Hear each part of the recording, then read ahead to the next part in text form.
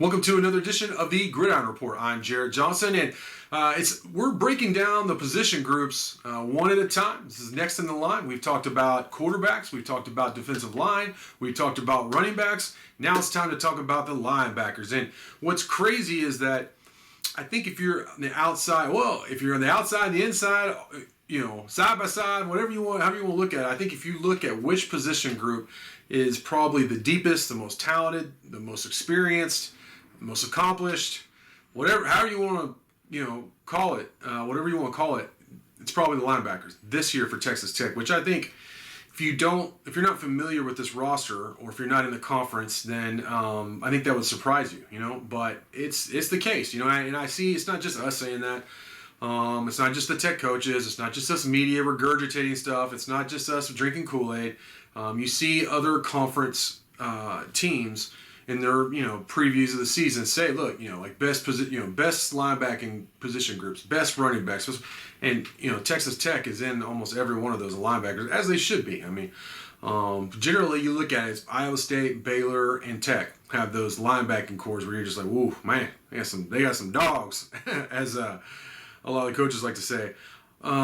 It's pretty, you just look at it, and I think the best way for me to say how far Texas Tech has come is you have a guy like Josiah Pierre, who's 6'2", 245 pounds, and can run, who transferred in after spending 2 years in the program at Florida. Florida has some really good running back or linebacker room in their own right. I mean, it's ridiculous. They have several future NFL players on, at that position group there, which is why he transferred.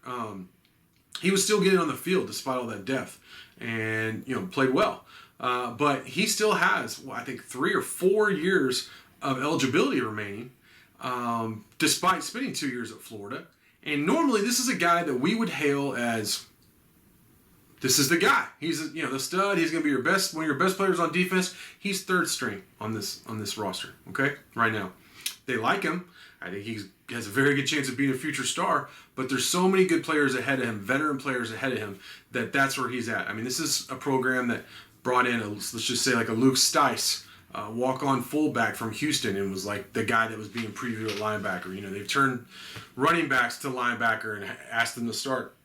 I mean, they've been desperate at this position in recent history, and now, other than like a Jordan Brooks, who was a shining example, the All-American, and now he's one of the, very good, best young linebackers in the NFL in Seattle. Other than that, I mean, there hasn't been a whole lot of hits at linebacker. But now, so who's on the roster? Who am I talking about? Well, Colin Schooler came over after transferring from Arizona, where he was an all Pac-12 performer. He's one of the more accomplished. Just look at his stats. Guys playing regardless of position, currently in college football. He came back, and you thought he was just going to be one and done at Tech, but no, he came back for his super senior, COVID senior, whatever you want to call it, to play this year. And I mean, he looks great. He's actually trimmed down. He's playing fast. Every time I saw him in spring, what you have in Colin Schooler, so you don't want to get him hurt or anything. But the times they have unleashed him, which have been rare this offseason, whether it be spring or 1 or 2 series in the Pandemonium scrimmage here in fall camp, he looked great. I mean, he was in almost every play, whether it be a tackle for loss or breaking a pass up or almost getting an interception. He is just a very, very good football player, and it's amazing that Tech has him on the team. Rico Jeffers, another all Big 12 caliber player. He's at his best, in my opinion, when he's, speaking of being unleashed, when he's allowed to blitz and rush the passer, but he's very good as a run stopper as well. Good team leader, been around, played a lot of football. And then there's Krishawn Merriweather, who, oh, by the way, led the team in tackles last year, and he is just a monster, just an athletic marvel. He's up to about 235 pounds now. He can really run. He's the type of athlete, I've mentioned this many times, but on his official visit, he actually did a backflip in full pads, and I asked him before the season, since you put on this weight, can you still did do that? And he kind of looked at me like I was crazy. He said, of course you can. He said, once you can do that, you can always do that. And I was like, wait till you get older. But, he's not there yet. He's still in great shape. Despite the weight, he's still very athletic. And he's looked really good this offseason. Another all Big 12 caliber player. I mean, I think he has a future at the next level. He's just that talented. He's that physical. Just a very good football player. you start looking around. Okay, who else do you have? Brandon Boyer Randall. He plays kind of the Raider kind of position where he's more of a pass rusher. But he came over from Michigan State prior to last year. He needs to take another step, but I still like him. Then you go Jacob Morgenstern, who, I'm going to be honest, I was expecting him to be very good on special teams because he was, good for Duke in that respect. But he was much better at linebacker. He made some huge plays for Texas Tech last year, and he played hurt a lot. He's healthy. He's in better shape. He's, 6'3", 6'4", 225 pounds. He can run. He can play linebacker. He's physical enough, strong enough to come up and play linebacker, but he can also be like a hybrid safety for you in coverage, and he's talented enough, a good enough athlete to do that for you. I know he has heart. I know he's going to bring a physical nature. I think that's one thing that I really love that both he and Colin Schooler brought to the team last year was at times they needed that physical aspect, and they brought it to a defense that hadn't really had it a whole lot before them. So I mentioned Josiah Pierre. That's a guy I really like. Tyree Matthews, he was actually listed as a starter going into last season. He's looked good at times in practice. Derek Lewis is a guy now that they've developed, and this will be he was a true freshman last year. He was a high 3-star guy with offers from almost all over the Big 12 that he's like, to use a coach's term, he's flashed at times when I've seen him.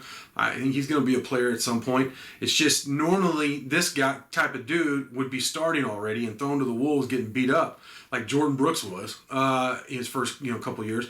But they don't have to do that. They can develop him. He can learn from older guys, learn how to play football the right way, get his body right, and then he can go do his thing, once he's ready. So they have guys coming up. Patrick Curley's another guy I've been around for a while developing who can play football. They have guys that are Bryce Robinson. I mean, there's a lot of guys at linebacker that because people bring up like, what are they going to do? And they lose all these seniors. Well, they have guys they've been developing for years. The way you're supposed to do it, who can play. So they have some guys coming up that are going to be good football players, or if they're called upon this year, that I'm very confident in that can do their job. But they have those veteran guys that are going to lead the way in many ways in some ways for the whole team, but certainly for the defense. So this is a position of major strength for Texas Tech.